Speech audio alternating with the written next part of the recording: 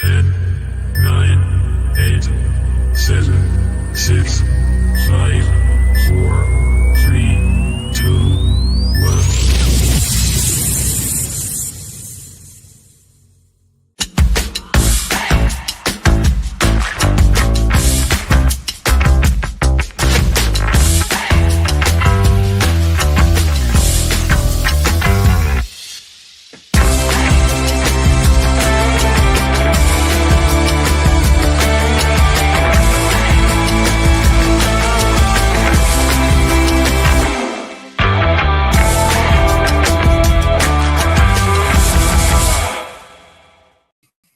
Good evening, everyone. Welcome back to Blue, Black and White Eyes. I've gone for an old school top. This is the top I got when my little boy was born. Daddy 24 on the back, just so my partner would remind me when he was born, because I'm terrible with dates. So there we go. The 24 is nearly rubbed off on the back as well. So it's a good job I still remember. Got a great show lined up tonight. We've got Rich, the Ipswich fan, on. We're waiting for Tally. He hasn't turned up yet. Hopefully he does. Superfan Dan's made it. Lauren's on for half an hour because a little kid is playing up because she let her have a sleep at 6:30. What a silly, silly idea that is. And we've got the cup winner on. I love it. Right, let's get the spiel out of the way. Please remember to keep comments respectful. Super chats are available in the bottom right-hand corner if you wish to donate. This month's money, which will be next month, is going to go to Roger Tams's charity, who I've got coming on for a special show to interview him about the early 80s, early 90s, late 80s, of course, as well, about him working for ITV and being the voice of the highlights for Newcastle United and all the players he interviewed. So really looking forward to that. So he will be telling me what charity he wants to donate the money to. And tomorrow, or the next day, because I'm really busy at the moment with work, I will be donating as promised to the other charity that I promised. Leslie, you'll have to keep me right with that one because I forget what it is all the time. Jez, respect my ass, Jez. Nice blade, thanks, mate. Evening, Alan C. Peter Griffin, he's in the house as always, and Gary's in the house as well. They're all talking to themselves. Superfan Dan's doing a bit of a reminiscence of the Rainbow. I don't know what that one is. I hope he comes on and sings Rocket Man. Evening, folks. He's shaking his head. Devastated. Roger's in the house as well. Evening, Roger. I can't wait to get this going. It's T-Mez, not Tams. I thought it was Tams. That's how it's spelled. So there it is. And it's obviously for Mr. Gibson, for Gibbo, for his charity, and it's the Azure charity. I will be doing it in the next couple of days. I just need to get away from work. Superfan Dan, I arrived in Newcastle from London today for the game tomorrow. Can't wait. Oh, Peter, I'm absolutely gutted I'm not there. I'm at work. Would it be nice to meet up with you, shake your hand, and hopefully bang Lewis? But obviously that's not going to happen. Sorry, I had to say it. Right, let's bring one of my co-hosts in. The cup winner. How are we doing? Good evening. How are we doing? I'm doing really well, man. I'm having a bit of fun. The lad who obviously get tickets off up in level 7. Mr. Tim sits about 6 seats along. Does he? Yeah. I thought he was a Mackham. When I first went, right, I was going, I'm sure that's him off the TV. Sure that was him off the news. But, you know, looking if there's something familiar, and then it was him. It really was. And we were in the Concord having I was having me something chili chicken. As you do, right? And his friend actually got him a cup of tea, right? Yeah. And Roger said to me, he goes, that looks lovely. I says, honestly, you got to try it. But he was more interested in going. His mate was going, why aren't you taking that tea bag out of that cup for me? Brilliant. I swear to God, he was going. He goes, it's nice getting us a cup of tea, but you haven't took the tea bag out. God, well, you've got to make your cup of tea properly. No tea bags and tea. But the thing is, though, for him working for ITV and all of them, they must have been going, right, Roger, how do you want your tea? I'll leave the tea bag in for a little bit. So he probably hasn't changed. I love it. He was actually really pleasant, and he reached out after I gave him my card and said I would really like to come on, like what you're doing. So it's going to be an interesting chat. But that's not until a week on Tuesday. It'll be. Yeah. Right, Superfan Dan, how are we doing? Hello, lads. It's all good. Friday. It's here. No, no Rocket Man. No. I'll do the weight. I'll do the weight by the band. Right. I've been known to do Babylon by David Gray if I've had a couple. Yeah. But yeah, the other night was Rainbow Connection by Kermit the Frog for a young lady that was in the audience, and we just happened to be finishing up a watch party when karaoke started. So brilliant. Right, how's Lauren doing tonight? Hello. Hello, Lauren. I'm good. Yeah, just got a very loud child that doesn't want to go to sleep because trying to danger nap in the car. You do not allow them to go to sleep in the car. Do you know what? Idea. I tried to distract her as much as I could, but then it got to the point where her eyes were literally like heavy. They were heavy. She was falling asleep, and then next thing I turned around and she was literally zonked. You got to put on some EDM or Black Sabbath or something that just I put Ben and Holly on, and she still fell asleep. That doesn't work. That doesn't work. It's easy to fall asleep with Ben and Holly. I fall asleep with Ben and Holly. I fall asleep with it as well. The Ace of Spades will keep him awake. Hey, yep. Exactly. I love it. Right. Richard, how are you doing? He's probably thinking, what the hell have I got myself into? Good evening, everybody. You okay? I am good. How are you? Yeah, not bad. Looking forward to making the trip up tomorrow. Oh, I think coming up tomorrow. God, it's a long journey.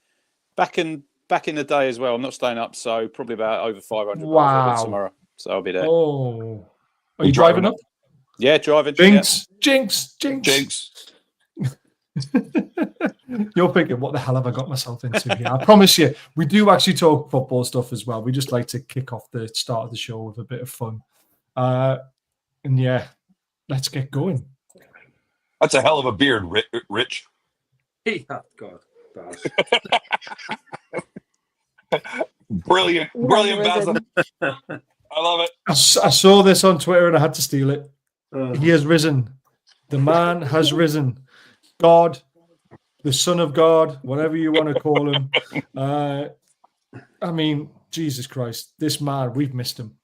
I know we've won 2 out of the 3 games he's been away, but he's been a miss. He really has. He's been a big miss. Yeah, exactly.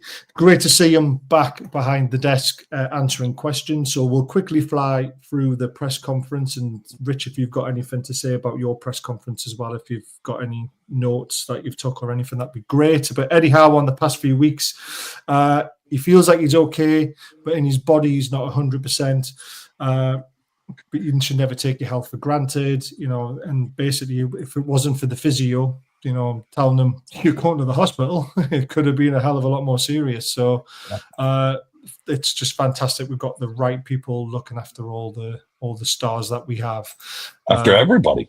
That's fantastic. Everyone. Yeah, players, the lot, and you've got to keep an eye on everyone. Eddie Howe works from 6 a.m. till 12 at night sometimes. So, someone's got to be watching his health and his blood pressure and stuff like that. So, apparently he had 0 involvement. I disagree with that. When it comes to the last few wins, he says Jason and Graham Jones were the ones who sorted out all the wins. He had a phone. Come on. We all saw him in the dugout huddling and like that. Yeah, he's definitely ringing. But I never saw Jason, and I never saw Graham with like earbuds in or something. So I don't think it was actively happening. Go ahead, Ian. I think 100% Eddie Howe's correct what he's saying there, right? And I don't. And I think it's the philosophy that he puts through from the way he set us out to, and a structure that will play from right the way now throughout the youth system. That's the way we are going to play it, and it's drilled in, day out. The presence of Eddie Howe, of course, I totally agree with you, Baz. It's great to have him back. However, I just think the training, everything else stayed the same. I think the ethos is just Yeah. The ethos is just woven through the whole club. Yep. Without the presence of him being there, I get he's been a miss because he's been such a focal figure throughout. But the way we've played, apart from Aston Villa, that's been the Eddie Howe way. Yeah. So I agree with that. And it's credits where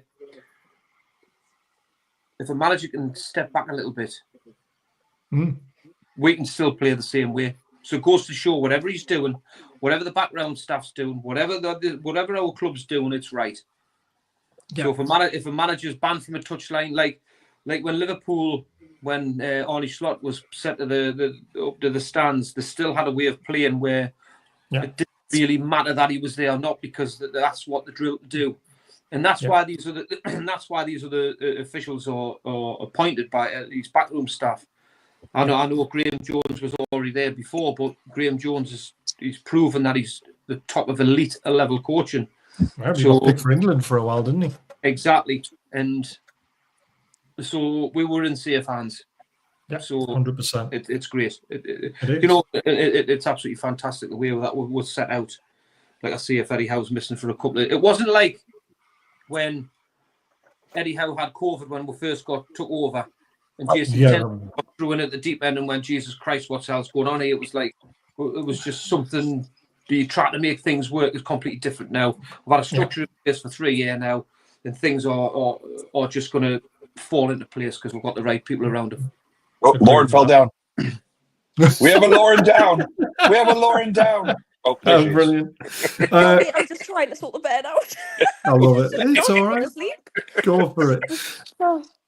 So Eddie Howe and Sven Botman and Fabian Scher. Sven has trained this week. Great to see him back with the group. A really big step for him. Fabian, we hope he will be okay. So that's very interesting.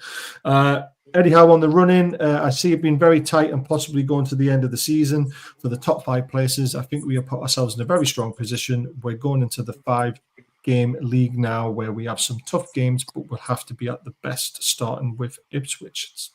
I don't think it goes to the last game of the season. I think we have it done and dusted soon, to be honest with you. Eddie Howe on Ipswich. Ipswich have dangerous players in their team. They recently went to Bournemouth and won. We know how hard that game is. Well, we do. Yes, we do.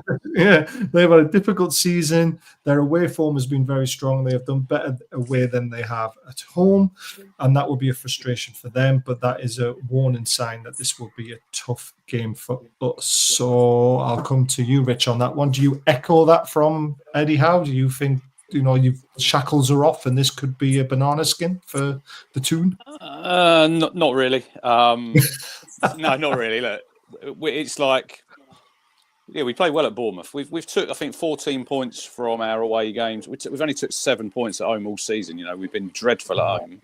Yeah. And if we'd shown a little bit of form at home, we'd have made a better showing. Look, we're if you look at the table, we are probably where we deserve to be through the season, and we can all talk about the gap, because the gap between Championship, Premier League is massive. We spent 150 million to try and bridge that gap in the summer, and we've done okay, but we are just we're not at it, and it's going to take us another to go down, hopefully to come back the next time and be a little bit stronger. But yeah, look, away from home, we've played some good stuff. We went to Chelsea last time out and drew 2-2.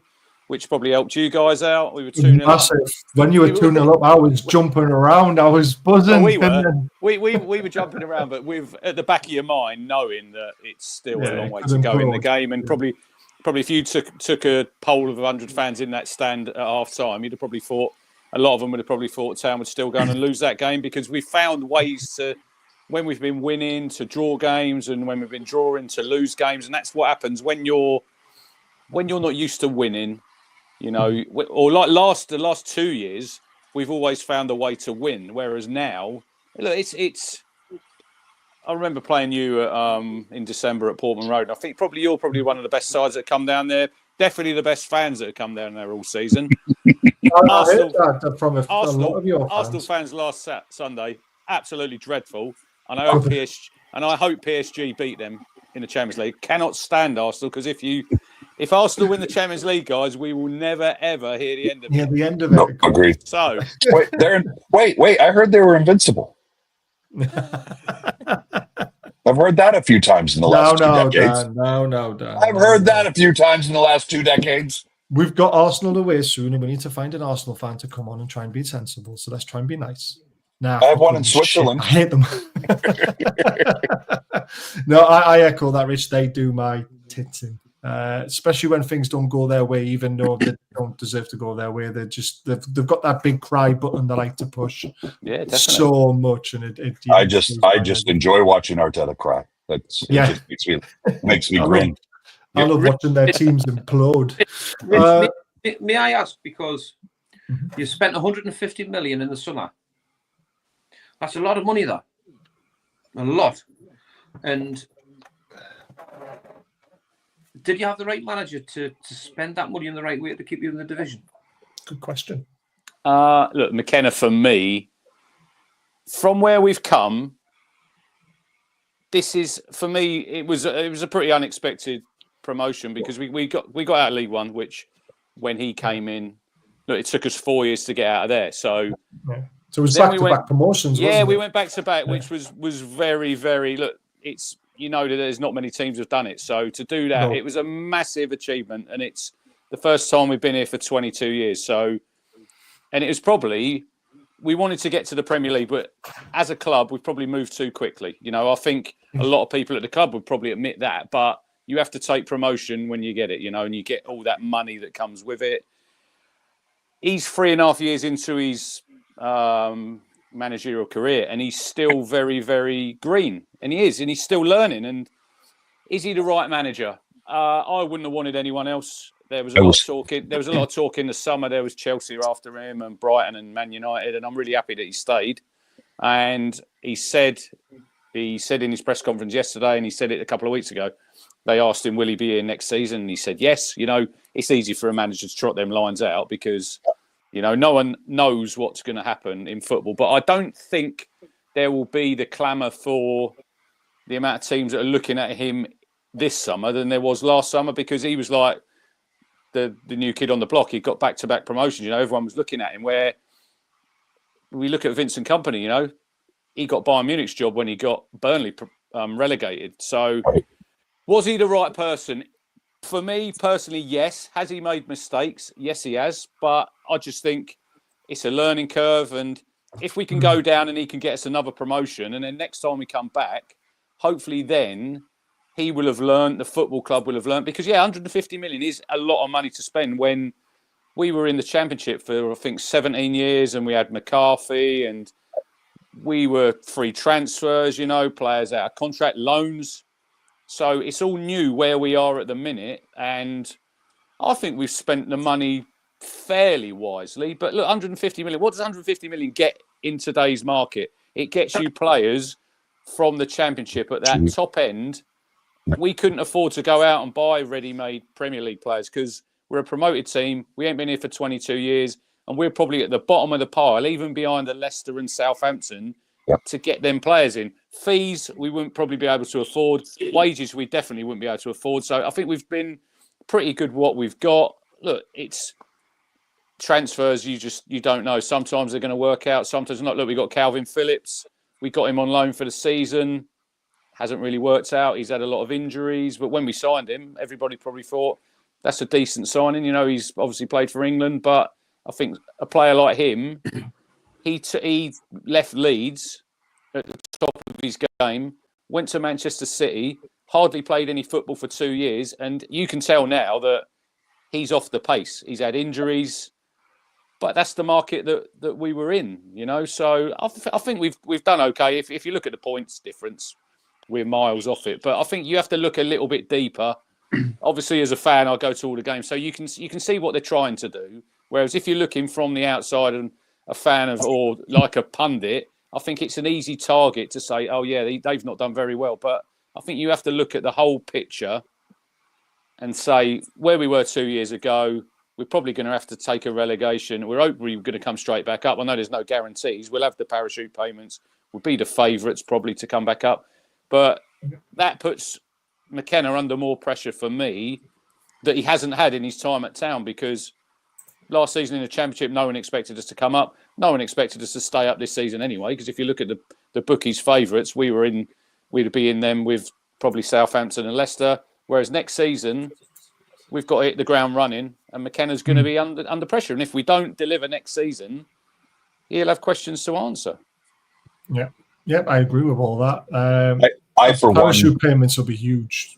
Go on, Superfan. No, I was going to say, I for one hope that Ipswich stick by McKenna. I think he has shown over the last 2.5 seasons, 3 seasons, that he's a good manager and he's learning his trade. I have a little bit of insight there. 2 seasons ago, 4 lads from Monterey Bay Football Club went over on loan, or not on loan, but for a trial for 2 weeks' time, and went and played, and they all came back raving about Kieran. Frank Yallop thinks a lot of Kieran McKenna as well. So I'll play golf with Frank on next Friday. We're both hoping that McKenna sticks around. And I've interviewed Frank a couple of times. I remember takes me back when I was a kid, and the amount of times I stood like where the tunnel was. I must have had Frank Gallup's autograph about 15 times. He's a top guy. He really is. 100%. And he used the relationship with the town, obviously, because he'd just been inducted into the Hall of Fame when he got those 4 lads sent over, and they all came back saying, what a professional setup it was, and that they had a great time, and the coaching staff was wonderful. So I'm hoping that Town sticks by McKenna. Yeah, look, we'll definitely stick with him. I think that this is where we're a little bit different than Southampton. I look at Southampton and I think, why did you get rid of Russell Martin? Because the manager you got in was never going to keep you up. You might as well have stuck by Russell Martin because he got you up before. Leicester, Steve Cooper was actually doing quite well at Leicester. They brought Van Nistelrooy in. They're probably going to sack him. I think we're in probably out of the 3 that goes down. I think Leicester, they might be under a points deduction, because they got away with it last time down there. I think we'll be in the best position of the 3 that go down to come straight back up. But look, you never know in football. You don't know what's going to happen. You don't know who leaves, what players leave, what players we sign. So there's a lot of hard work ahead of us, and it's not just going to be a gimme that we go down and we bounce straight back up. Whereas I think a lot of our fans think, yeah, we'll go down, we'll come straight back up. There's a lot of hard work ahead. We know football's not that easy. No, it's definitely not. Speaking about going down, there's a player who is obviously getting a lot of interest from a lot of big clubs. Delap. I'll come to you, Lauren, first. Would you like to see Delap come to Newcastle before we get the inside scoop from Rich? Yeah, it'd be nice to have obviously someone new, and I've heard that Delap's quite a good player. Obviously, I don't know personally. 12 goals this season, I believe, in a team that's about to get relegated. That's no mean feat. That's very good. Yeah. So yeah, I'd like to see him join the squad. I would. What about you, Superfan Dan? I definitely would. I like the look of him. He's young.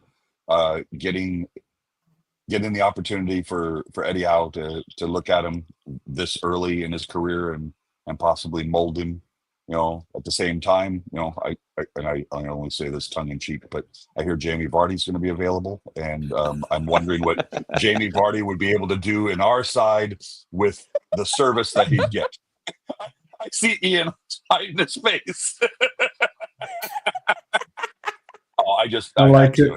I said it was tongue in cheek. I said it was tongue in cheek. I like it. Ian, I was waiting for someone to mention that today. To be fair. Oh no. Jamie Vardy's older than me, man. Come on. Yeah, but he doesn't get injured getting into the bathtub like Callum Wilson does. So that's true. Yeah, but or coming off a plane. Right. Yeah. Or going down a hill on a slide. Yeah. I've looked at both sides of this. What's being rumoured about and what potentially could be coming to the football club. For me, if the rumours are right that Callum Wilson's going to sign a new deal, that was. Oh, Superfan Dan wasn't happy about that, right? Which is still could be in the potential pipeline, right? Now I'm looking at the Lewis Hall situation here, where Eddie Howe took Lewis Hall out for a season, and we were going, why is he not playing Lewis Hall? Why are they not playing him? Why not playing him? Why is he not playing Asula? Now, obviously, they've seen potential in this kid, or he wouldn't be around the first team. I mean, you've got to remember that he sat Lewis Hall on his arse for nearly a full season.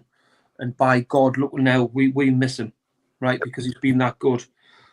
I'm looking at the Asula thing where that could be the 3 forwards going into next season with Callum Wilson. I can't see that. I can't see what's getting Alexander Isak and Asula.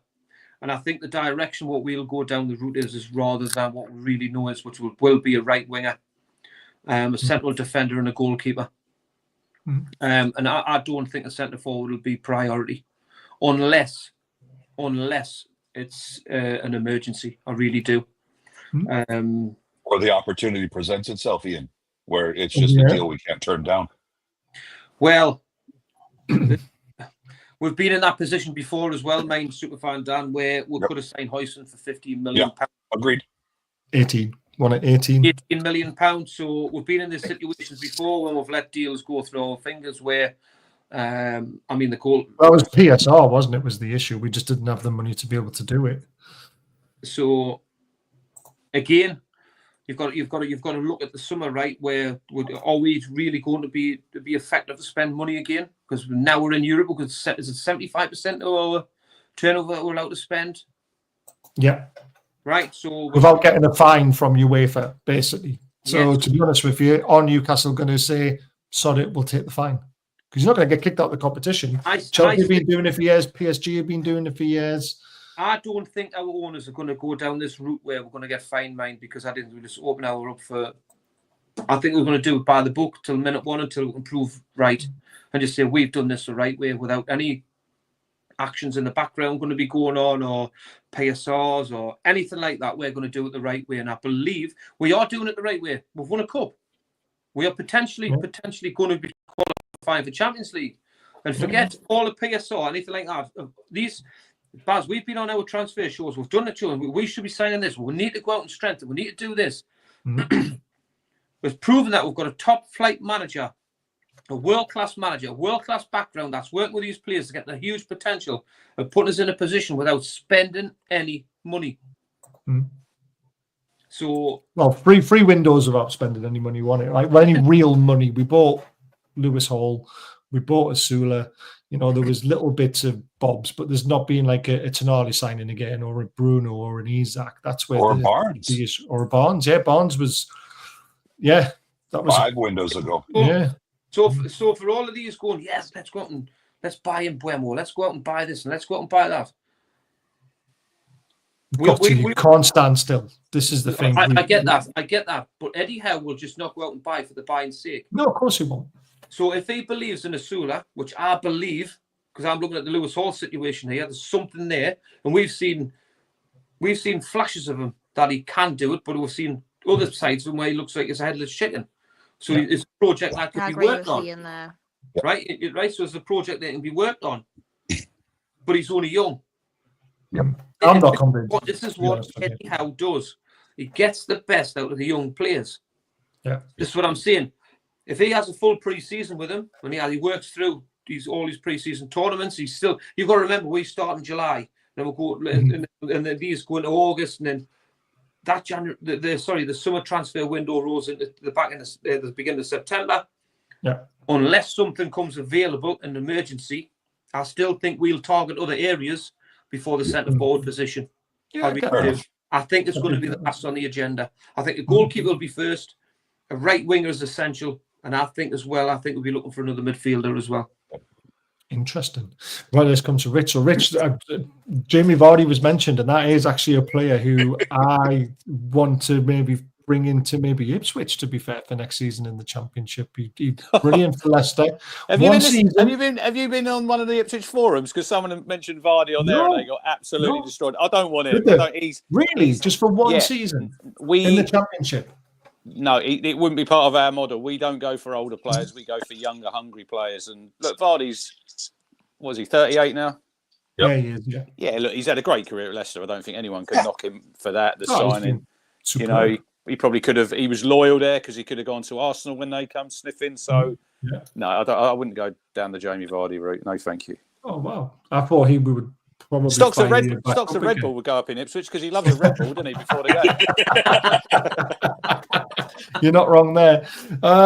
So Delap, where do you see him going, and what do you know anything about his release clause? Because I've had a few arguments with people because we have a Manchester City fan that we talk to a lot called Martin. Obviously, you bought him from Man City, and apparently the release clause for 30 million is a buyback for Man City and Man City only. But if you get relegated, is it a 30 million release clause for everyone? Do you know anything about that? Martin loves a buyback, by the way. Yeah, this come out. This come out the other week. I think it was Nick Ames, who's an Ipswich fan. He's in the Guardian. He said it is a 30 million relegation clause, and a lot of Town fans are not very happy because we obviously were hoping that we were going to make quite a lot of money on him because we signed him for 15 million, I think, rising to 20. City got 20%, I think, if we sell him on. And yeah, there was rumours that they might have a buyback, but I don't think they have. Right. And it's a bit disappointing if it's only 30 million because we're not going to make the money on him that we probably thought we were going to. But then you look at it at the other end. I remember when he signed in the summer, there was a lot of Town fans saying, "Oh, that's a lot of money. You know, he's not done a lot. He was at Hull on loan. He'd been to Preston. He'd had 2 or 3 loan moves. He hadn't really done a lot. But McKenna had tracked him before. You know, we'd watched him before. Did anybody think that he'd have the season that he's had? Probably not. You know, to get he's got 12 goals in a team that's going to get relegated. And if you look at them goals that he's scored, most of them he's sort of created on his own. You know, he's a real throwback for me of like your number 9s who I think they're a dying breed. You know, look, you love a 9 at Newcastle and the players you've had before. He loves the physical battle. He's quick. He can run in behind. He can finish. Doesn't mind sticking one on the centre half after about 5 seconds straight from the kickoff sometimes. Right. He's disciplined. He's had 9 yellow cards. He's probably has to curb that a little bit. But he's young. He's 22. I think whoever gets him is going to be lucky to have him, and it'll be interesting where he goes. It's just for me, I don't think there's any rush at the minute for him to go to a top club, you know, because I think he needs to go somewhere where he's going to play every week. And I see it wouldn't surprise me if he went to Chelsea because Maresca there was his academy manager when he was at Man City. But I think, totally agree with that comment there. But will Maresca even be at Chelsea next season? Nobody knows that. So if I was Delap, I'll be steering clear of it. Chelsea would be one club I'd steer clear of at this moment because no one knows what happens there. They're a basket case. They are. Man United. Maybe? Did you say Brighton? Brighton for Delap? I don't know. They said there's a lot of clubs. I could see him at like a Nottingham Forest. I think he'd be absolutely brilliant there, you know, with the way they play. It wouldn't surprise me if he went to United. It wouldn't surprise me. And I don't personally, people will say Man United at the minute, and they're in a bit of a mess.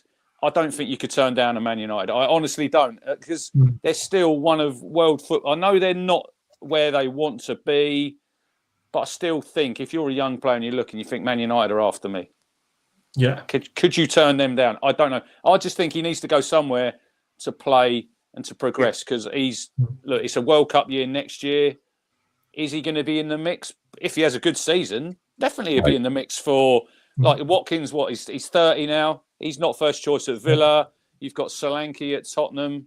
Hasn't really ripped it up this season. You know, he's had a few injury problems. Harry Kane's obviously Harry Kane. Right. But sooner or later, England are going to have to look for a new number 9. They are. And you think he's come through the 21s.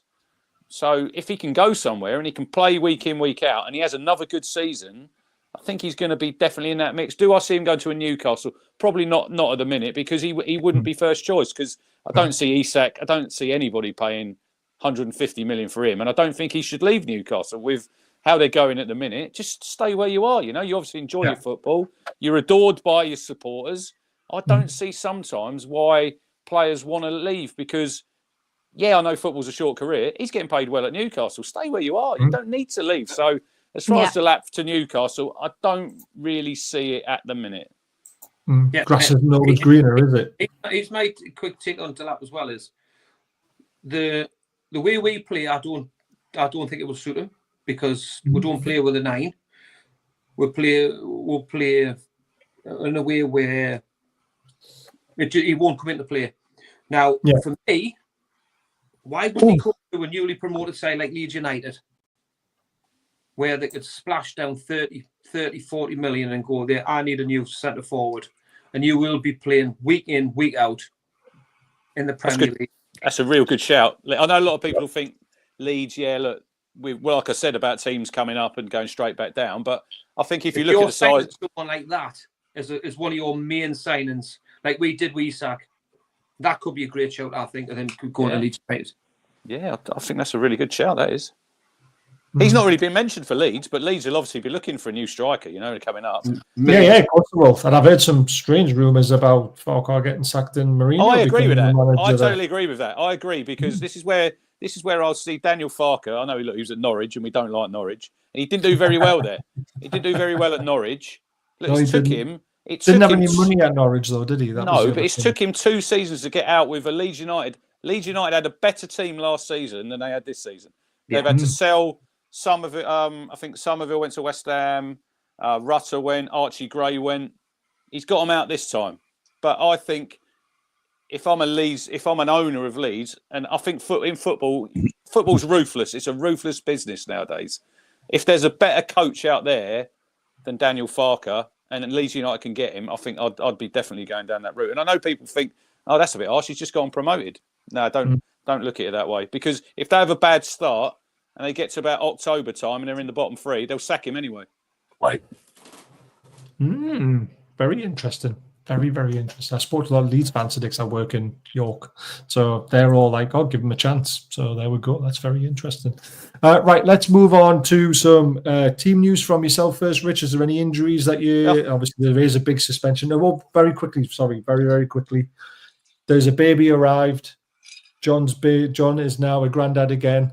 The baby is healthy. Yeah, baby is healthy. And lovely. They're in recovery room and all that sort of stuff. So congratulations, Mr. John O'Hare or Jack, whatever you want to call them. Absolutely amazing news. Sorry, Rich. So any particular news that we need to look out for? We've got loads of injuries. We have had this is another thing we've had through the season. It's really, I think when you're a promoted team, you come up, you need luck. And you need to have luck with injuries, and we've had loads of injuries this season. So going into tomorrow, look, we'll be able to put an 11 out. Probably not the strongest 11 that we want. Leif Davis, obviously, he's suspended. If you'll see, he got sent off last week against Arsenal. He's a big Geordie as well. I speak to his brother. He was really looking forward to the game. He's absolutely, I think he's devastated that he's not going to be able to play at St James's, which is a shame for him.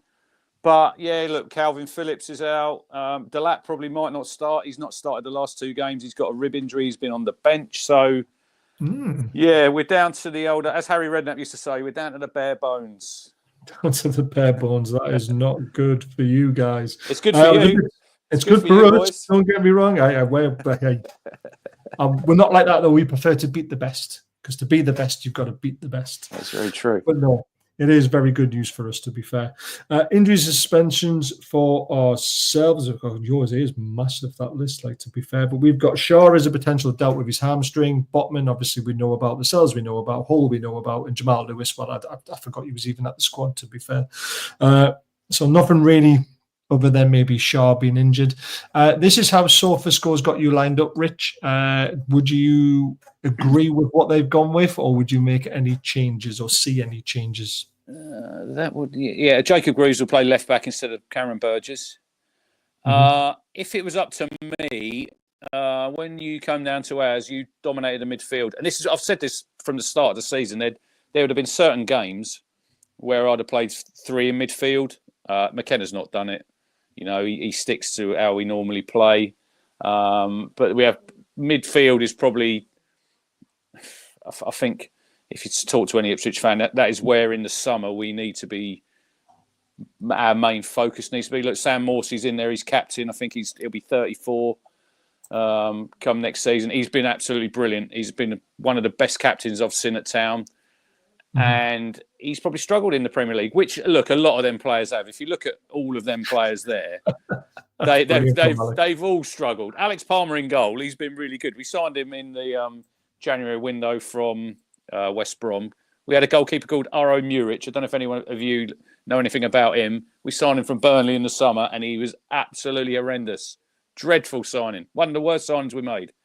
But other than that, yeah, look, that's what we're going. You probably have Hurst up there. You might see Delap come on for the last 20. I'm not quite sure how fit Delap is. Enciso's on loan from Brighton. He's a good little player. He's typical South American. You breathe on him, he'll fall on the floor. Jack Clark might get a bit of stick because he comes from your rivals. Yes, he's the Mackham, so he might get a little bit of the bird. He's going to get a lot of it.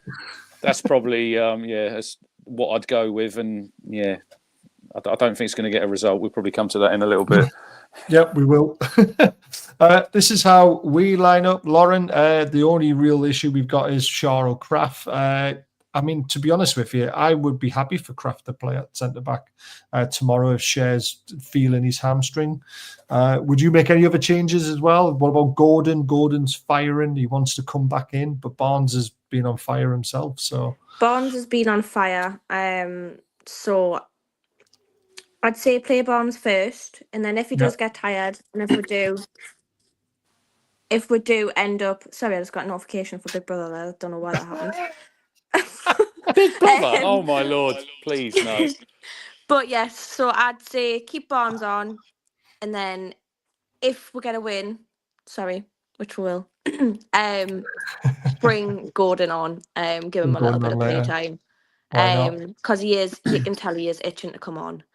His haircut apparently. Yes, I was on the train yesterday and went past the training ground, and I seen them all training, so I was quite impressed. I was literally on the train with my daughter on the way back from home, and I was just looking. And I was like this. I was like, "Ooh, who's there?" I could see them. But I am gonna have to cut short because my takeaway has just arrived. So. Oh, enjoy it. I will do. All the best, Lauren. Take care, Lauren. Take care, everybody. Bye. Bye-bye. Ian, Shaw, would you rest him if he's, feeling that hamstring, or would you still want your best defenders out there? We've fielded that team for the last 6 games now. We have, and I think I would like that team because that's the best at the present time. But I think there might be changes. I don't know what changes will be, but I think there might be changes to freshen it up a little bit. I really do. And no disrespect, Ipswich, I think Eddie Howe might give minutes to the likes of Joe Willock. I think Emil Kraft might come in. Anthony Gordon may start. Which personnel it takes out, I don't know. But I think it might freshen up a little bit. Mm-hmm. And I think just simply because I think it showed the last game. I think it was one game too far for us again. And it reminded us where we had 3 in 6 days was hard, wasn't it? It's a lot. It really is. And some of these players need a rest. So I think there might be changes. Yeah. Which personnel comes in and out, I don't know. But I think there might be changes. It's going to be interesting. Dan, what would you do? No, I agree. I for me, with 5 cup finals coming, basically, in order to cement our Champions League aspirations, I would start Kraft in place of Cher. I agree with Ian. I think it's time to give maybe J7 a rest and put Willock in there. I'm going to be somewhat controversial and say after the last game, I'd like to see Dubravka come back. As Ian said, no disrespect to Ipswich. I'm just saying, Pope was a bit ropey in the Villa match, and stupid is as stupid does. In some of his clearances and such. Two mistakes, giving away 2 penalties. I know he saved exactly. one of them. I'm thinking, Eddie's got to be a bit ruthless, and I I'd like to see Dubravka come in, maybe for this match, maybe for the next 2-3 matches. So I like it. I'm not disappointed in hearing that, to be fair, because I've been saying Dubravka should be back in the last couple of games, to be fair. Rich, who is your danger in your team? Where's the danger coming, and where do you think you'll target Newcastle? Or try to target? No, I just think it's going to be a real tough 90 minutes for Town. Obviously, do you not think the shackles are off though? Do you not think you might see? Yeah, a little bit. I don't think we are good enough to. I'm not saying not lay a glove on you, but I just think it's the ideal game for you after losing to Villa. You've got a home game, a team that look, we're on the verge of relegation. We're all but down, but it'll be sealed tomorrow. See, I think there was a Daily Mirror come out with today that if we win our next 4 games and West Ham lose their next 4, it could be all on the last game of the season against West Ham. But I'm thinking that that's not going to happen. Look, there's not going to be a clickbait, that. Yeah, there's not going to be a miracle tomorrow. Look, when you come to Portman Road, I loved your 3 in midfield. I just think Guimaraes, Tonali, Joel Linton. I think they're just quality. As a football fan, I've been going years. I like to watch good football, and Newcastle, obviously, look, we've got the link with Bobby Robson, which is great. Kieran Dyer, Darren Ambrose. Titus Bramble.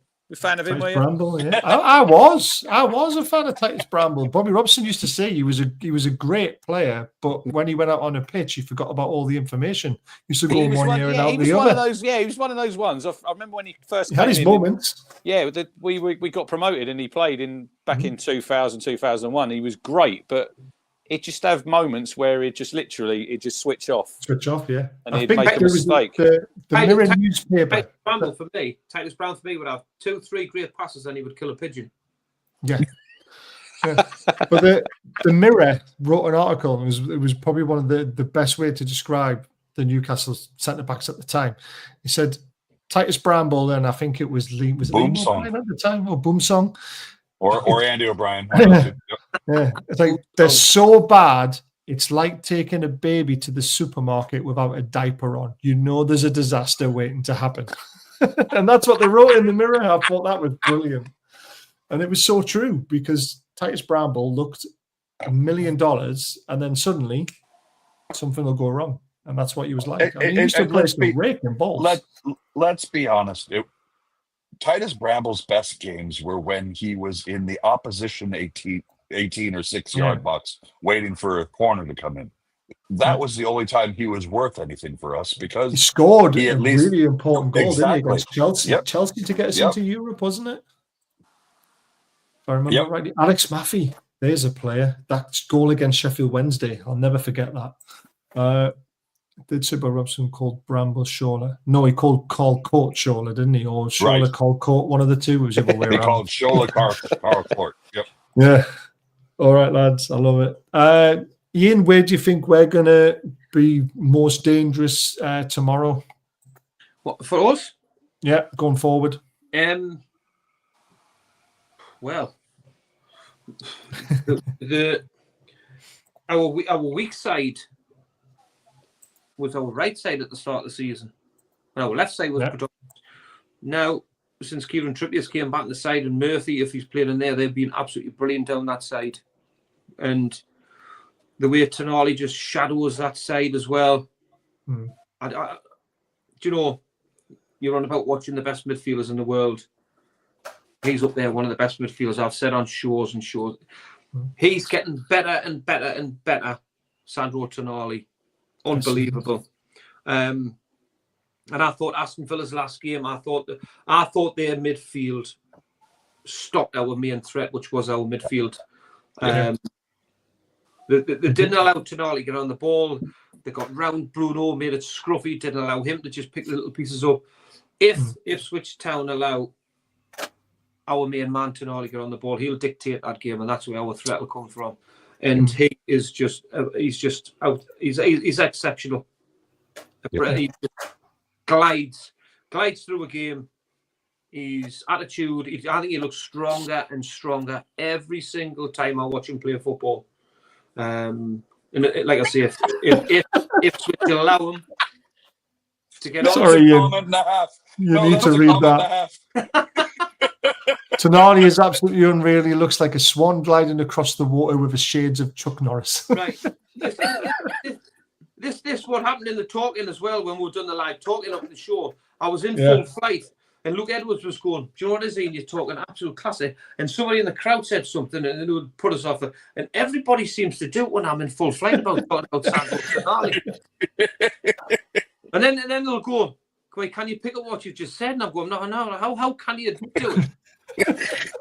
Anyway, you can't beat that comment. He's class. He's class. So you mean 100% come through him? Come on, there you go. Absolutely brilliant. Right, let's try and relive a little bit of the past. Rich, what was your most memorable moment with Ipswich Newcastle? Oh, right. I'm going to go back to when I was 16. A little boy. 16.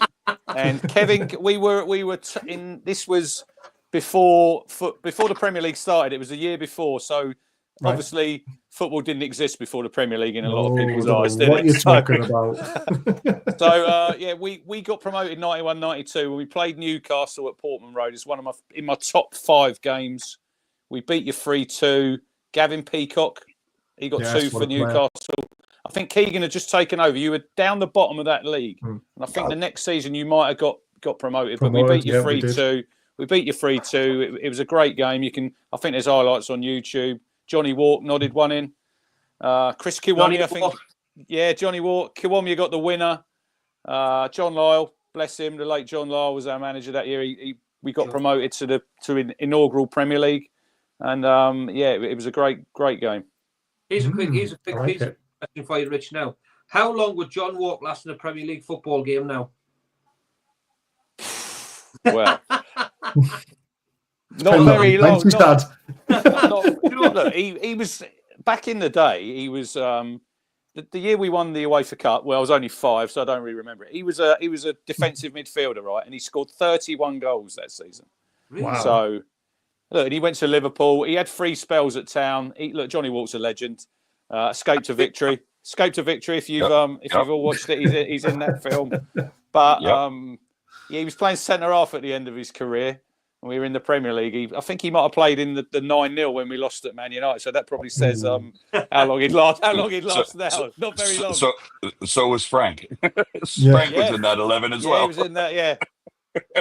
Yeah, 9-0. We always hope that someone's going to beat that 9-0. When a team are winning about 5 or 6, they say free the Ipswich 9, but no one's ever got to that 10 yet. But one of these years it'll happen, won't it? We came close against Sheffield United. Hopefully not tomorrow. Yeah. I remember watching the Sheffield United game when we battered them 8-0, and I was thinking, we're going to do it. We're going to get the record here. It didn't happen, unfortunately. Ian, have you got any memories of a particular Ipswich game that comes to mind? I do. Not to me, that sticks out like a sore thumb, mate. We've not actually won. We've not won at St James's since 1978. Really? Good omens. Yeah. Good omens. I like that. Superfan Dan, you got any particular game that you enjoyed? Of course. Newcastle hosted Ipswich Town on the 16th of March 2002 on my wedding day, and my wife laughs. It's what I just posted on Instagram because Newcastle reminded us of what a foot Lauren Robert had, and he scored a free kick that day.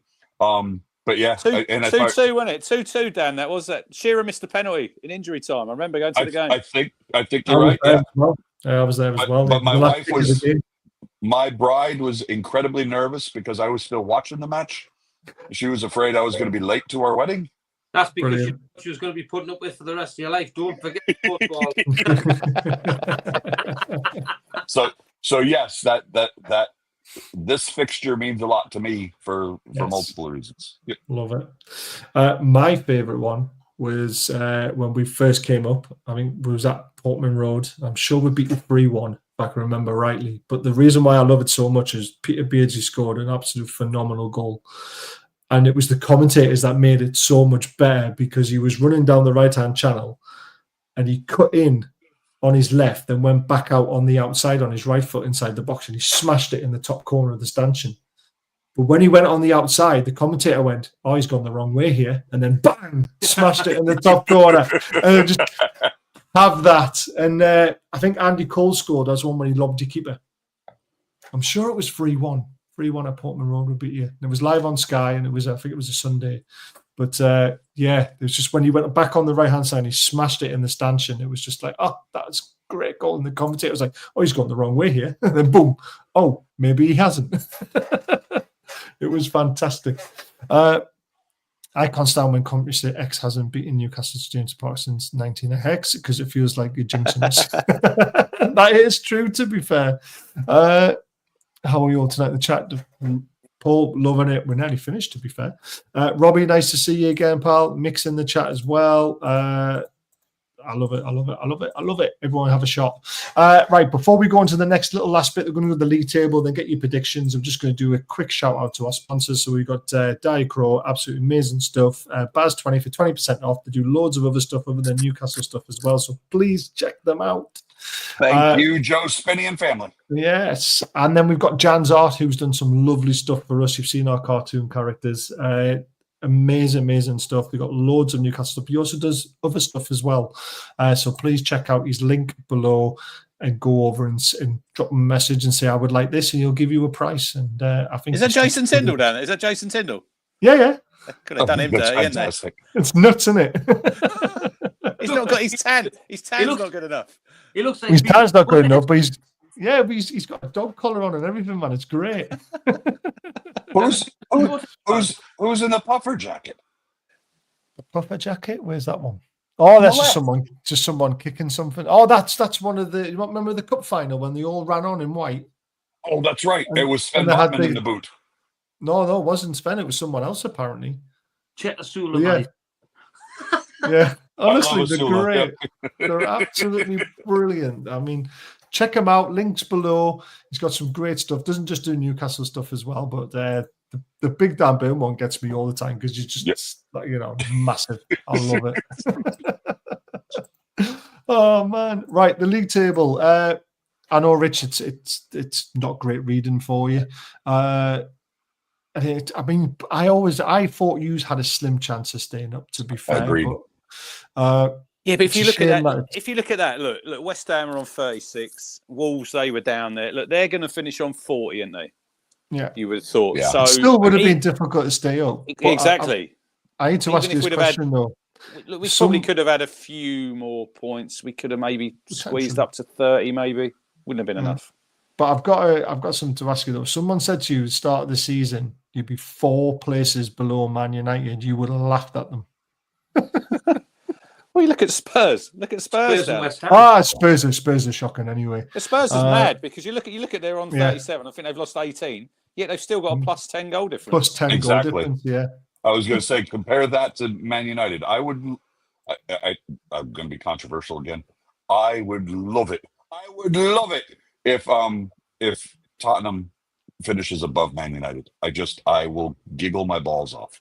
Just because I have too many friends who are Spurs fans, and I have relations that are Man United fans, and I would just giggle my balls off. I think it would be awesome. I love it, but I just can't believe that table. To be fair, it just looks weird seeing those teams at the bottom. To be fair, but then agreed. We've got ours. Obviously, we spoke about this just quite a lot already. We'll ask Rich because obviously he's it's a different view. Who do you think is going to make the top 5? Top 5? Well, obviously, look, Arsenal will be second. I'd hope it ends as it is now because I think, look, Man City, obviously, that was the big win for them the other night. And Villa can only afford one more defeat, I'd have thought. I don't think they can afford it, to be honest with you. I'd hope to see Forest in there because they've been there all season. I think they deserve to get in there. Because look, I think if you said to a not Forest fan at the start of the season, if you made Europe, you'd be happy. But I think when you're in there all season, you want to get there. And I think you'll be in there. I think you'll definitely be in there. I can't see. Yeah, look, Chelsea are just inconsistent. Like when we played them, got a lot of talented players, not a team. But I think there's a good chance that you could finish third. Definitely. Agreed. Agreed. We've got a chance, slim chance, because Man City might just stop pulling away. But we're going to play two of the top 6. That's the struggle. And you've got Brighton in there to throw in there as well. I know they've got a lot of injuries, but tough away game. Arsenal away game, tough. Chelsea will be at home. I'm just saying we've proven we can beat Arsenal 3 times this season. I know. And to be fair, they may have an eye on something else. You just never know. Exactly. But I think we finished top 5. But I think City will probably end up finishing 3rd. I don't know why. I just think they're not going to lose a game. So we have to win all our games as well. So we'll just Forest played Chelsea, didn't they, last game of the season? Yes, so they do. Yeah, there's another one that could help you out. But I think if you won 4 out of the 5, you're going to be in, aren't you? Oh, 100%. I think we win the next 3 in a row. I think we're in 9 points. I think does it personally. But we'll just have to wait and see. It's a great question. I love it. Right. Predictions. Before we get all you guys' predictions, we're going to get the man of the moment. His view. Oh, there he is. Hey, everybody. Through Black and White Eyes. I just wanted to do my prediction video for this weekend. We've got Ipswich Town at St. James. I think we're going to bounce back. I think we're going to win 3-1. I think Isak gets a goal. I think Harvey Barnes gets a goal. And I really don't know about the third one. It might be Isak again. I would love that. And then take him off for a bit. I just think we're going to bounce back. And, Eddie's been on the training ground recently. So I think we're going to have a good weekend. And we got to keep it rolling. So anyway, that's my short prediction. Take care. Bye-bye. John, as always, in a hotel room. I love it. That was from Denver because he went to go see Sam Fender out of nowhere. That was a big surprise when he just decided to get on a plane and do that. He's mental. I know we just had Lauren on, but she didn't give a score prediction, and she has actually done a video. Hello everybody, So Lauren here. Here for my score predictions for Saturday. I think it's going to be a good game. I've got a good feeling about it. Obviously, Eddie Howe's back. The gaffer is back. The rumours have to be told. So I think personally, 3-1 to Newcastle. We've had a rest. We've been absolutely shattered, I think, these past couple of games. So we've had a little bit of a rest. So yeah, I've got a good feeling. The gaffer's back, and we're going to get a 3-1. Guarantee. Up the Mags. I'm trying to work out what was in the background. Was it Ben and Holly again, or was it something different? Ian, match prediction? Yeah. I'm going to go 2-0. Ooh, nice, comfortable 2-0. Okay. 2-0. Dan? I was going to, I agree with, and I'll say it on my prediction video when I do it. I'm agreeing with both Jack and Lauren. I think 3-1, especially if Pope's in goal, we're going to give up a fluky goal. But I think we're just going to have too much quality. Sorry, Rich. I think Rich has already resigned to losing. I think he's looking forward just to being in St. James's Park. But he's not even coming up for drinks. Oh, Rich. I'm going to go 3-0. I think we'll have too much for them. But I still think it won't be as a walk in the park as everyone thinks it'll be, because I think Ipswich will come and make it difficult. Just said 3-0. Yeah, but 3-0's still difficult. It's not easy. It can still be difficult. We might get them in the second half and not in the first half. But every time I say that, how many times have you beaten St. James's? So I came up when you won the league under Benitez. I think that was the championship. We drew 2-2. First trip I come up was in 2002 when we got relegated. That was the game when Shearer missed the penalty when you got married, Dan. So that was 2-2. Marcus Bent, and then I came cost up when us the Premier League running that, because we were still on the title chase at that moment. And then I think I come up the last time you beat us 3-0. I think when McCarthy. I think you. Did you win the league that season? We beat you 3-1 at Portman Road. I remember that because Daryl Murphy was playing for you. Yes, that season. Whenever we went down, we went straight back up. So yeah, 4th time tomorrow.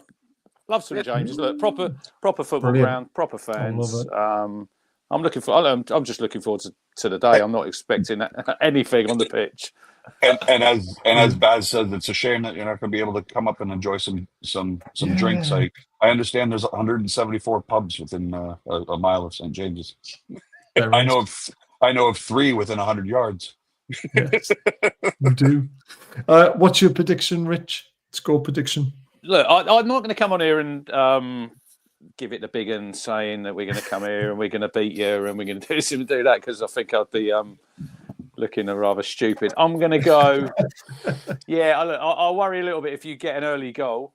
If we could keep it 0-0 to about half an hour, we might be doing quite well. But I'll go 4-1 Newcastle. I can't see anything other than a defeat. And look, we do play better away from home, but I just think Eddie Howe coming back as well, I think that'll give you a boost. It'll give the crowd a big boost as well, I think, tomorrow. And yeah, I think you'll run all over us. Like I said before, I think the midfield, I think you'll dominate that. And yeah, 4-1. If we score a goal, it would be decent. And then we'll be put out of our misery, and we'll still have 4 games to go, but we'll be going back to the Championship. So yeah, I think 4-1 Newcastle. I still think you're going to do well next season. Roger, but we won the Championship twice. That's what we're talking about. Yes, we haven't won the Premier League, as in the big league, since 1927, but we won the Championship twice. People forget about these things. They don't like to talk about it for some reason. Benitez did brilliantly. Really thought Rich was going with 14-1 there. Yeah, I see 14-1. You just want to beat that record, don't you? That's the reason why. You absolutely do. Well, Richard, thank you so much for doing this and coming on. I really appreciate it. It's a shame you are going down, because we can't get you on next season, because you've been brilliant. And well, you never know. We can play them in a cup. That is true. Could be Carabao Cup. You never know. Man City's 115 charges. If we finish 18, something might happen there. But I think I'm 100%. You never know. I would never say never in anything these days. But thank you so much for coming on. And again, all the best for next season. Because I think you'll be the big one for next season. I'll get a 16th autograph from Frank for you. Yeah. You do that. Send it over. Will do. I'll be over in late May, so maybe you can come up. We'll see. If anyone's got 2 Sam Fender tickets as well, give us a shout. I'm looking. I wouldn't mind coming up. Well, they all sold out now, all 3 concerts. I keep looking on Twickets. I don't know if you know Twickets. It's a ticket. So it's a legit site where you buy them at face value.